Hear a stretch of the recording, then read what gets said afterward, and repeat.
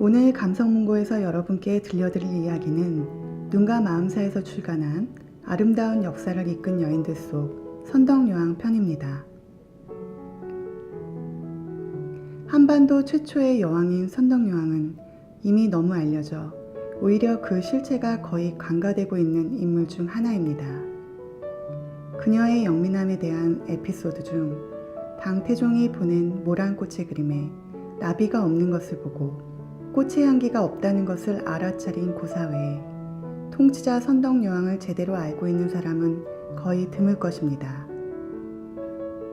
선덕여왕 시기가 신라 최고의 문화 전성기였다는 사실이나 선덕여왕이 바로 삼국 통일의 열쇠를 쥐고 있던 인물이라는 점은 거의 알려져 있지 않습니다.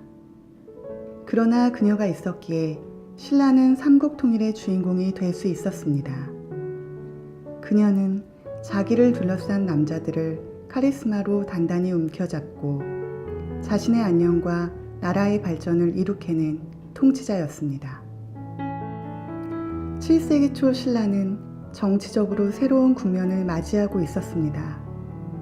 원래 신라의 왕위는 부모 양쪽 모두 성골이어야만 하는 극소수의 성골들에게만 허락된 자리였습니다.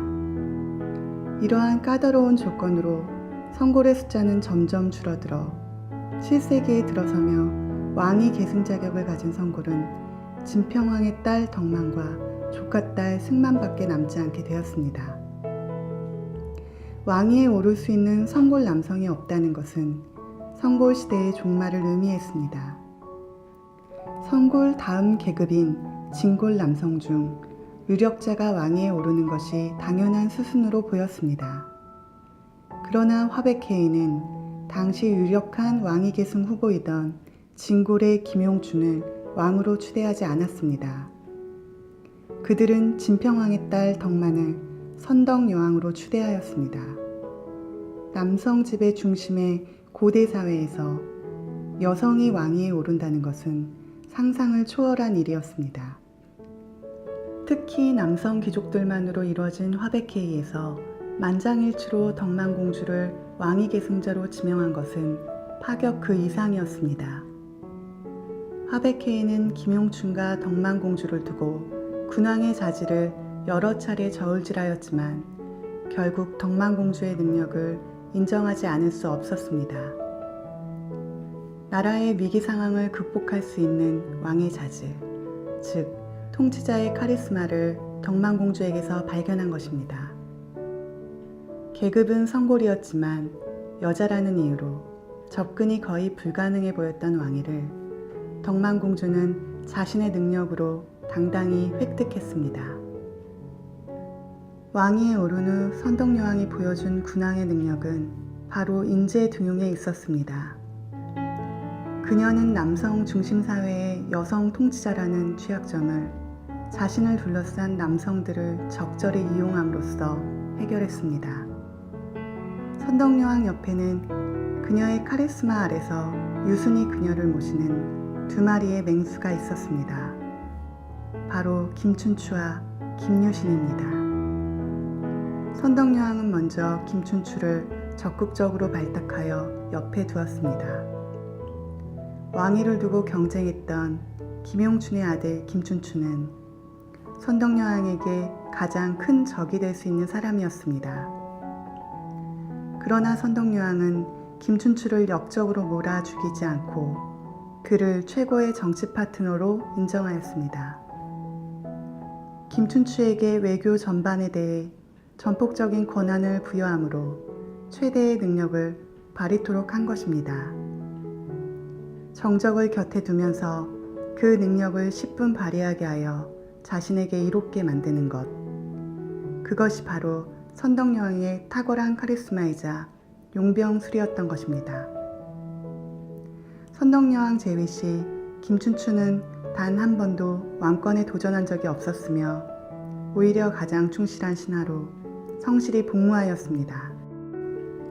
또 다른 선덕여왕의 탁월한 인재 등용을 보여주는 사람은 김유신입니다.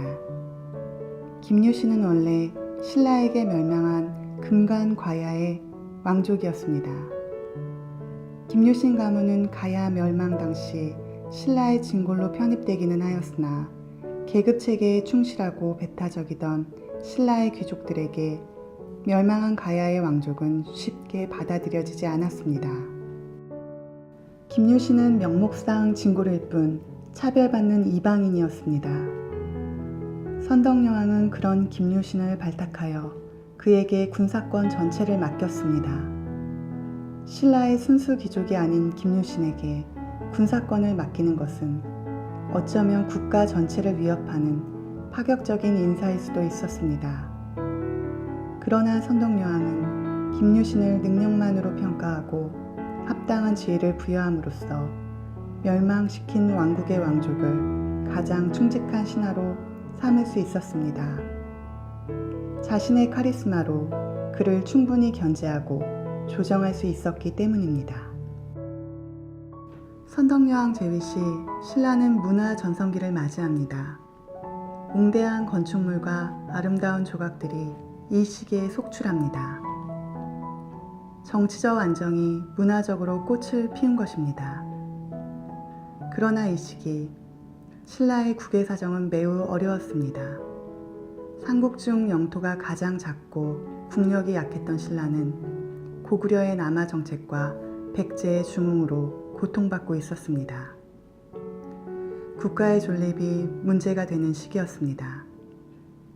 이때 선덕여왕은 견제와 긴장 속에서 안정을 추구하는 외교수를 펼칩니다. 김춘추를 일본과 당나라로 파견하여 고구려와 백제 배후의 동맹 관계를 결성합니다. 쉽사리 신라를 침범할 수 없는 외교적 방어선을 형성한 것입니다. 이러한 적절한 외교를 통해 국외적으로도 안정을 찾은 신라는 부지런히 국력을 키워 마침내 삼국 통일의 기반을 마련할 수 있었습니다. 선덕여왕의 정치적 성공은 그녀의 개인적 삶의 희생으로 이루어졌습니다. 그녀는 여왕의 자리에 있으면서 결혼을 하지 않았고 후사를 남기지도 않았습니다. 삼국유사에는 재미있는 고사가 하나 전해지고 있습니다. 직이라는 젊은 청년이 선덕여왕을 짝사랑하여 그만 상사병에 걸렸습니다. 영묘사에 불공을 들이러 간 여왕은 직이에게 아련을 허락하였습니다. 여왕이 불공을 마치고 나와보니 기다림에 지쳤던 직이는 잠이 들어 있었습니다. 선덕여왕은 그를 깨우지 않고 그의 가슴에 팔찌를 풀어주고 돌아갔습니다. 뒤늦게 잠에서 깬 직이는 자신을 원망하며 타오르는 사랑을 진정치 못해 불타 죽었다고 합니다. 이 고사에서 볼 수 있듯 선덕여왕은 매력과 미모를 지닌 인물이었습니다. 많은 남자들이 그녀를 사랑하였으나 그녀는 그 누구에게도 정을 줄 수 없었습니다. 만백성을 다스리며 그들의 연인으로 남아있는 것이 여왕의 길이라고 생각했기 때문입니다. 결혼을 통해 새로운 정치 권력을 만들지 않는 것이 국가 안정에 필요하다고 생각했기에 택한 독신의 길이었습니다. 그것이 그녀가 택한 사랑법이고 통치자로서의 카리스마였습니다. 선덕여왕의 존재감은 한반도 최초의 여왕이라는 데에 그치지 않습니다.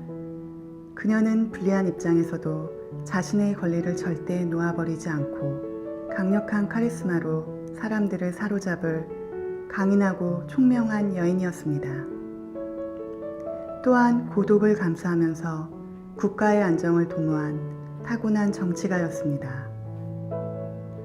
선덕여왕은 새로운 시대로 향해 가는 징검다리로서 여왕의 역할을 한 것이 아니라 스스로 새로운 시대를 만들어내는 힘을 가진 여성이었습니다.